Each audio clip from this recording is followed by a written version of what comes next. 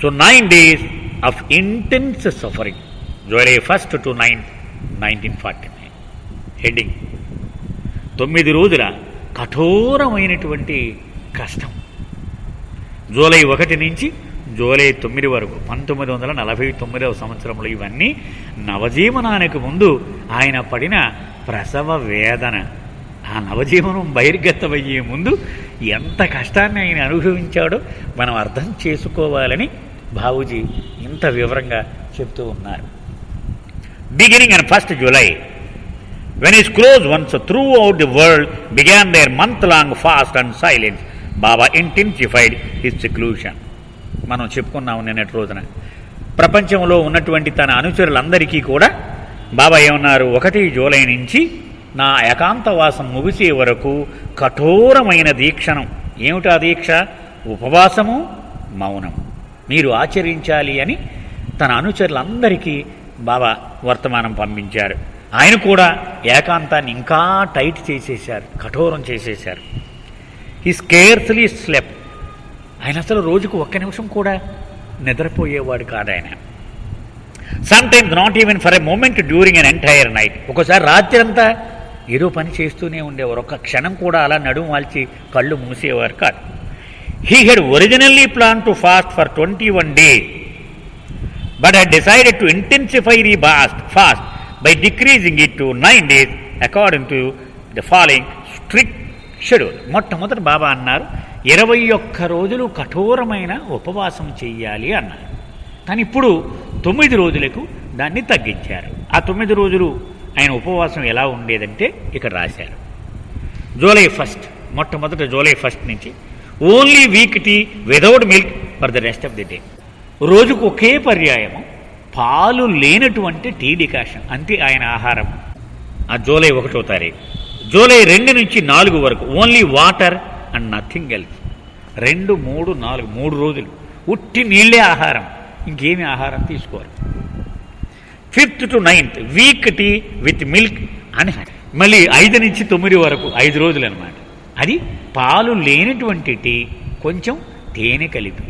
And from the 10th for the remaining 21 days అని 10వ తారీఖు నుంచి 21 రోజుల పాటు partial fast as observed by the rest of his people up to the 31st. తన అనుచరులంతా ప్రపంచవ్యాప్తంగా ఎలాగైతే ఆ ఉపవాసమును ఆచరిస్తూ ఉన్నారు అలాగా, అంటే 24 గంటలకు ఒక్కసారి కొంచెం ఆహారం అని చెప్పారు బాబా. అలాగూ ఆయన కూడా ఆచరించారు.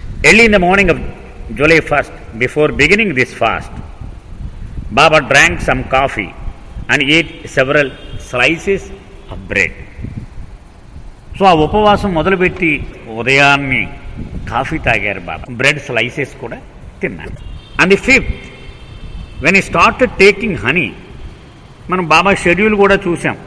ఒక వారం రోజులు ఒకలాగా, 2 రోజులు ఒకలాగా, 3 రోజులు ఒకలాగా, పుట్టి నీళ్లు తాగుతూ కొన్నాళ్ళు ఇలాగా. 5వ తారీఖు నాడు ఉదయాన్నే వెన్ ఈ స్టార్టెడ్ టేకింగ్ హనీ, తేనె తీసుకోవడం మొదలు వెళ్ళించి, ఆ తేనె తీసుకోగానే బాబా కంప్లైంట్ ఆఫ్ నాసియా, చాలా వికారంగా ఉంది అని Baba. Next evening the honey induced a burning sensation in his stomach and caused him to vomit. ఆ మర్నాడు సాయంత్రం ఈ తేనె తీసుకున్న తర్వాత కడుపులో మంట బయలుదేరింది, వాంతి అయింది. బాబా యొక్క ఆరోగ్య లక్షణాలు కనుక మనం చూసినట్లయితే చిన్నతనము నుండి ఆయన ఇరిటబుల్ బవెల్ సిండ్రోమ్ దాంతో బాధపడుతూ ఉండేవారు. ఏది తిన్నా కడుపుకి పడేది కాదు. సైలెంట్ వర్డ్ అనే పుస్తకంలో ఫ్రాన్సిస్ బ్రాబజాన్ రాసేవాడు, ఎప్పుడు విరోచనాలతోటి బాధపడుతూ ఉండేవాడు, పసివాడిగా. అందుకనే ఇంతే తినేవారు ఆయన.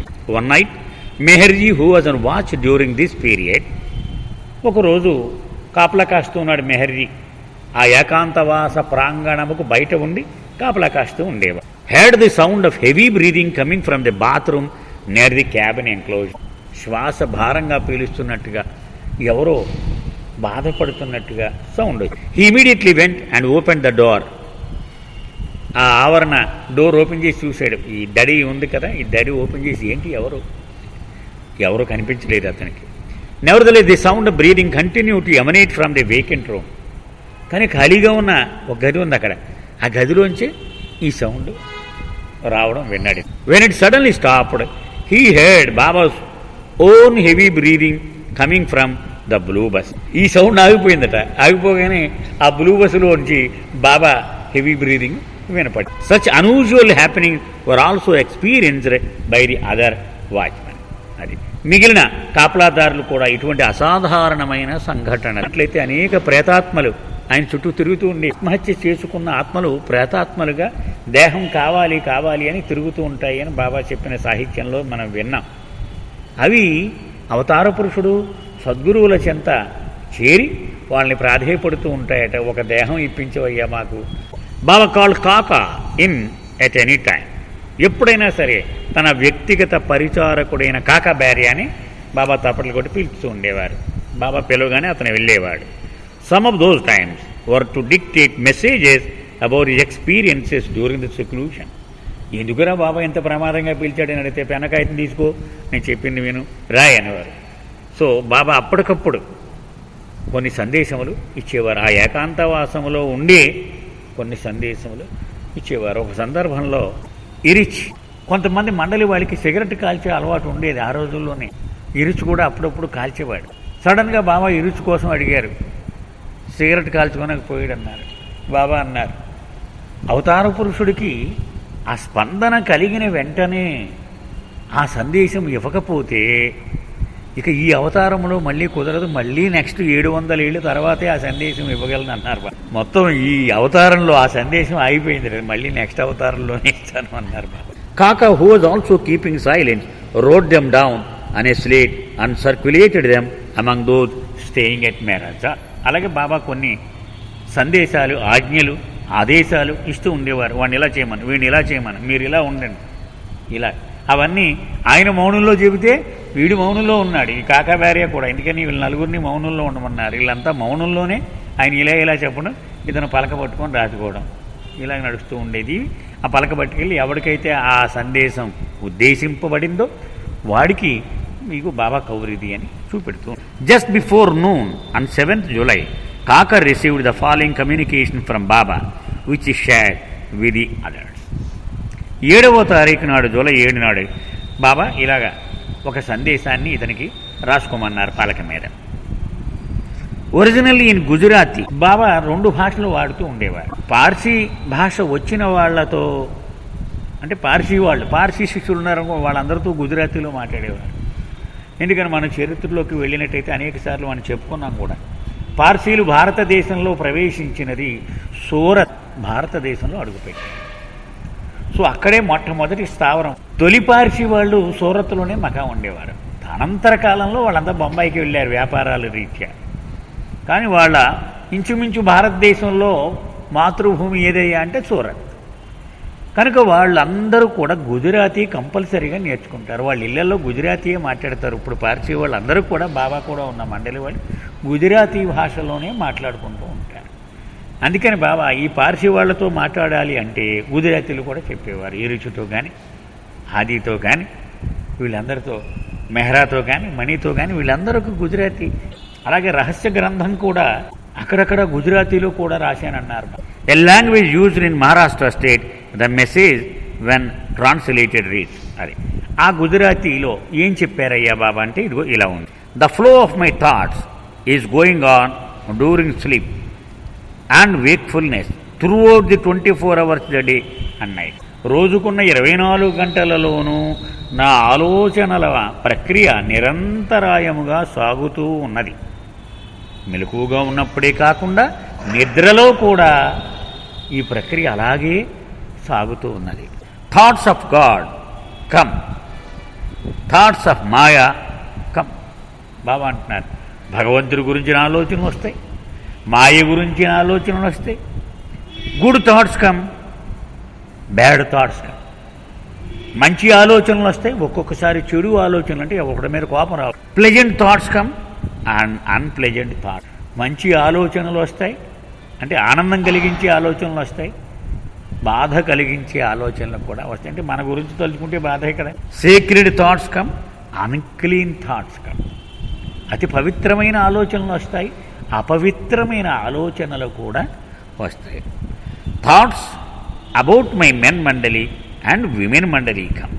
అలాగే నా పురుష మండలి గురించిన ఆలోచనలు వస్తాయి, స్త్రీ మండలి గురించిన ఆలోచనలు వస్తాయి.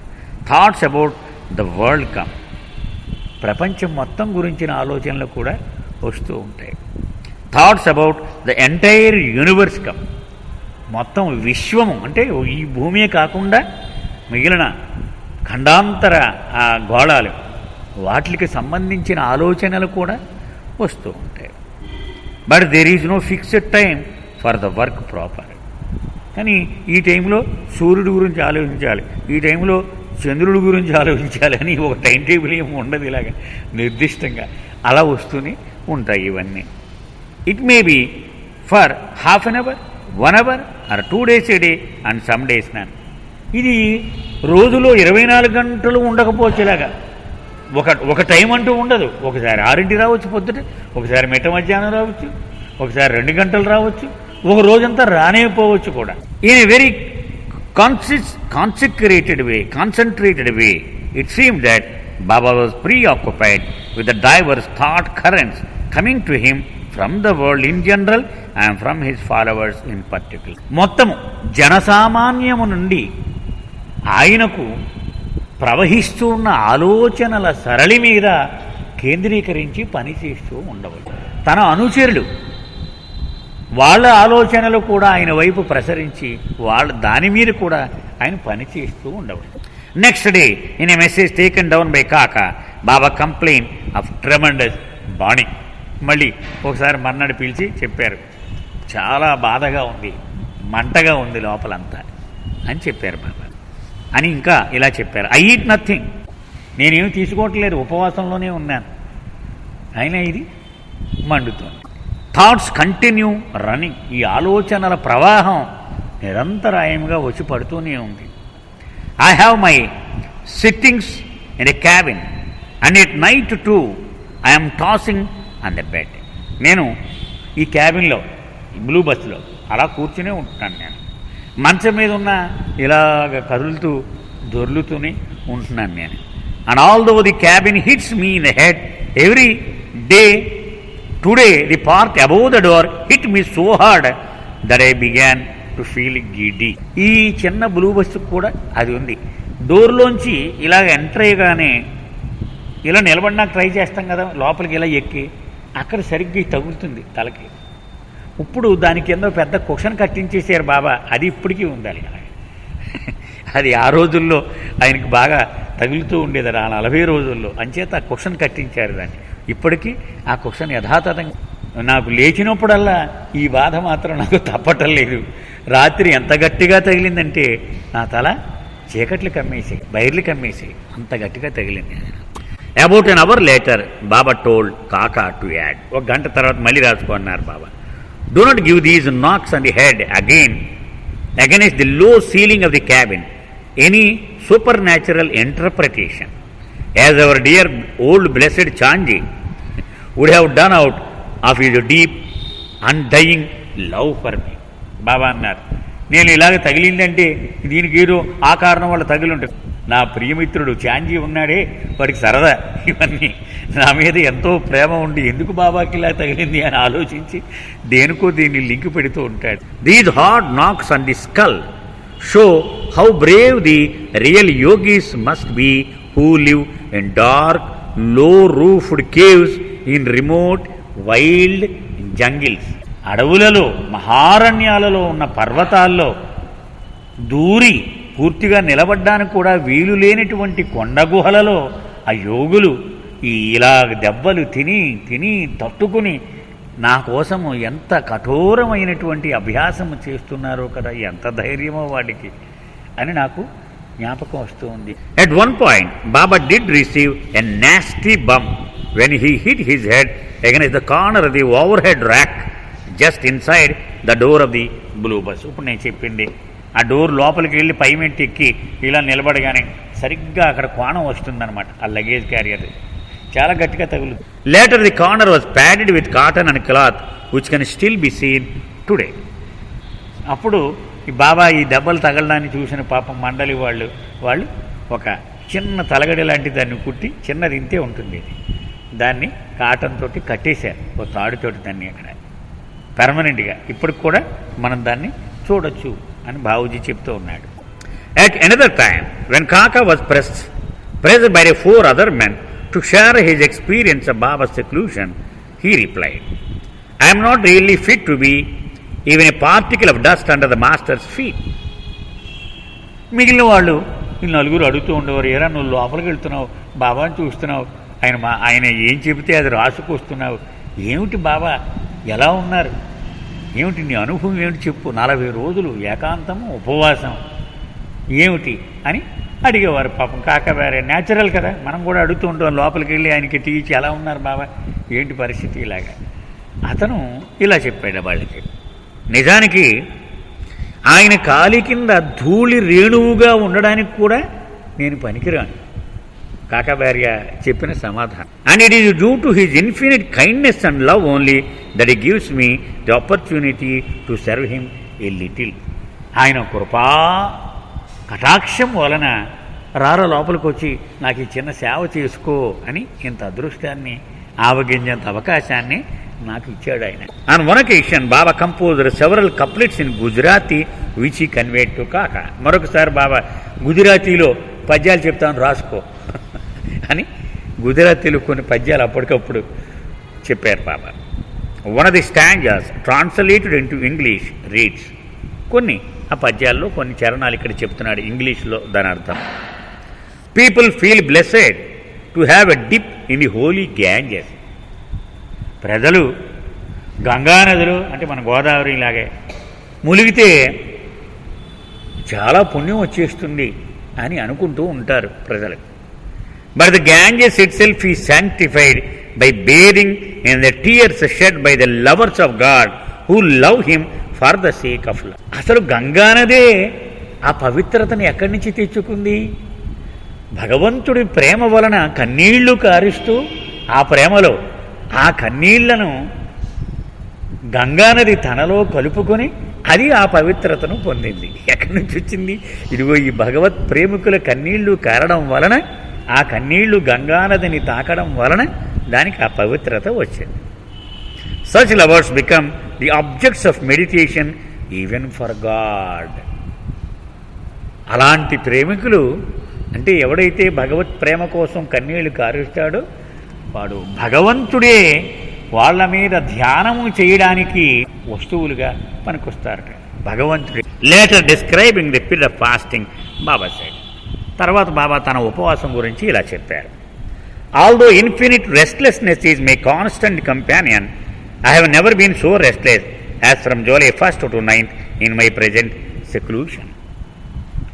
నేను స్థిమితం లేకుండా ఉండడం నా ప్రవృత్తి. అది ఎప్పుడు బాబా ఆయన అవతార జీవితం అంతా ఇంచుమించు అలాగే ఉంది. ప్రయాణం చేస్తూ ఉన్నారు కొన్ని, అంతా కామ్గా కూర్చుంటే నచ్చేది కాదు బాబా. ఇలా ఎరుచిన పొడిచేవారు, ఏదో ఒకటి మాట్లాడుతూ పక్కోళ్ళు మాట్లాడించనేవారు. అంటే స్థిమితం అలా ఖాళీగా అలా ఉండడం బాబాకి నచ్చని విషయం. అది అంచేత ఈ ఏకాంతవాసంలో కూడా ఉపవాసంలో కూడా ఆ స్థిమితం లేకుండానే నేను గడిపాను. కానీ ఈ జూలై 1 నుంచి 9 వరకు మాత్రం చాలా తీవ్రమైనటువంటి కష్టంతో కూడినటువంటి సమయం.